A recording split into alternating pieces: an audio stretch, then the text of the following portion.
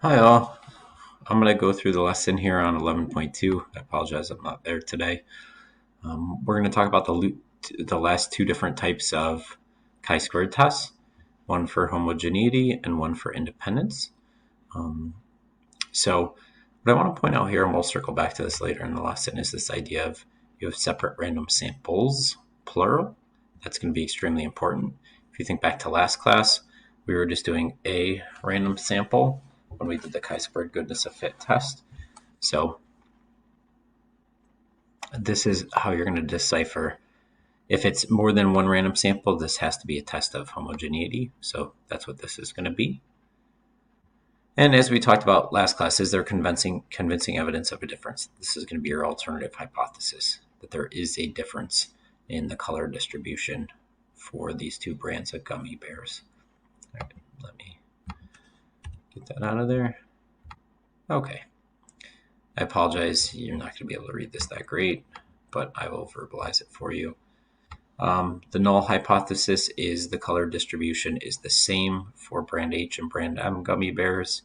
The alternative is the color distribution is not the same for brand H and brand M gummy bears. We'll use a 5% level of significance. Random, I should have wrote in independent random samples.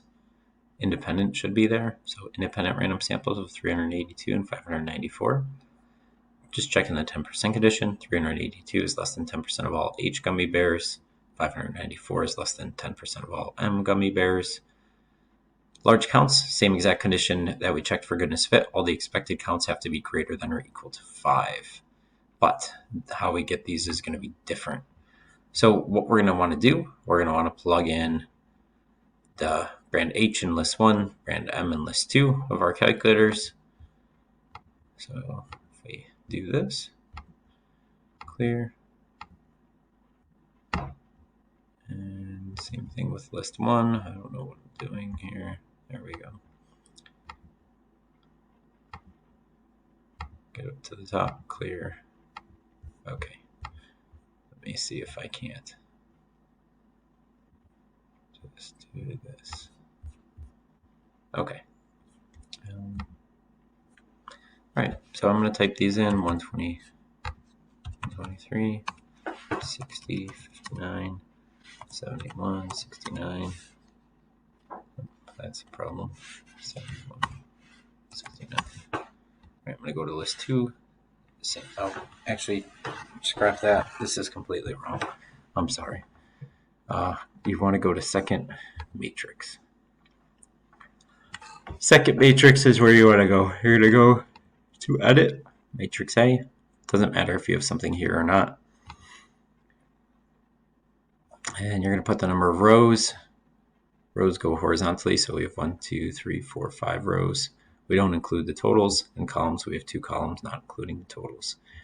And what you're going to do is you're going to enter in those observed counts.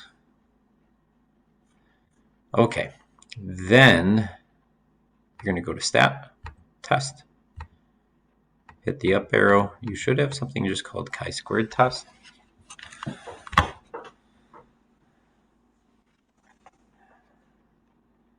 You're going to hit enter there. Okay, the observed counts you put in matrix A. Once you run the test, it's automatically going to put the expected counts in matrix B. So if we go ahead and hit calculate. All right. What you're going to want to do is make note of these. This is your test statistic. This is your p-value. This is your degrees of freedom for the do step. And we can come back to it, but make sure you have those down. All right. To get your expected counts, if you go to second matrix, we're going to go to edit, matrix B, because once we ran the test, it put these counts into matrix B. Hit enter, and there are those counts there. So the 116.64, 59.1, and so on and so forth. All of these counts are in here. All of these are greater than or equal to 5.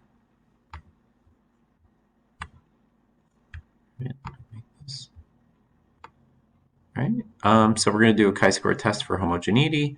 The degrees of freedom are the number of rows minus 1 times the number of columns minus 1. We don't include the total, so we have 1, 2, 3, 4, 5 rows. 5 minus 1, times 2 minus 1 is 4.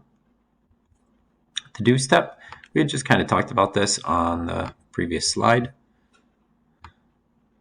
It's just from what you got from your calculator. You can show the calculation for the first one, observed minus expected squared over expected, and the p-value 0.827. Just make sure you write in your expected counts in the problem somewhere, and then you do some kind of key. So something like this would be okay, observed / expected, because you need to communicate to your AP reader which are which. Okay, so that's that. All right. And then the conclusion is going to be what it's been, because the p-value 0.827 is greater than alpha is 0.05. We fail to reject the null. We don't have convincing evidence that the color distribution is not the same for brand H&M gummy bears. Now, I'll remind you, going back to what we did with goodness of fit and chi-squared in general, if you have significant data, in other words, if you reject the null, you're going to need to look at your contribution. The problem here is we don't see the contributions. So you're going to need to take a look at the biggest discrepancy between the observed and the expected and put that in context. Okay, taking a look at page 2 here. Let's go back to chapter 5.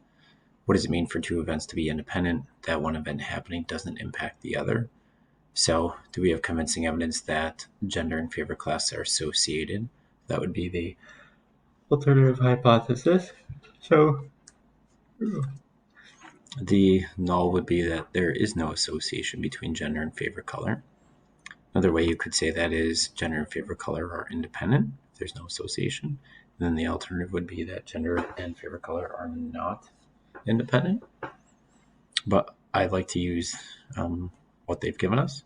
So I said that the null was there is no association between gender and favorite color. The alternative was that there was. So random sample, you'll notice here now, different than the chi-square test of homogeneity. It's a random sample of seniors, just one. So it's a random sample of 114. 114 is less than 10% of all seniors. And now that's assuming there's quite a bit of seniors, depending on the school. And then large counts, all the expected counts are greater than or equal to 5, which is going to be the same as it was. So it's going to be the same exact kind of test. You're going to put these in a matrix, 2 by 2. You have 2 rows, 2 columns. You're going to run the test. In matrix B, you'll see these values. So this is called a chi-square test for independence. Degrees of freedom are exactly the same. Rows minus 1, 2 minus 1, times columns minus 1, 2 minus 1. So there's 1.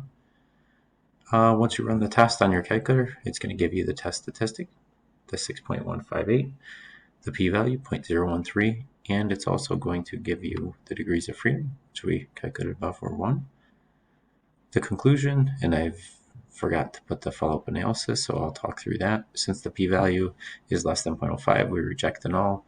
There is convincing evidence that there is an association between gender and favorite color. So at this point, I can look at the discrepancies here. Observed minus expected squared divided by expected. So the smaller the expected, probably the bigger the difference. So I could say that there was more males that preferred math than we expected, 28 versus 21.49, and that could be my follow-up analysis. All right. Okay, so just kind of summarizing what we got here. We got a chi-squared test for homogeneity, where there is no difference in whatever the variable is for the distributions, and that there is a difference. Conditions are the same that we've seen. Degrees of freedom are a little different. If you need to get the p-value by hand, chi-squared CDF. And then the different types of tests. Goodness of fit from last class is 1 sample, 1 variable. Homogeneity is two or more samples, 1 variable, or it could be an experiment.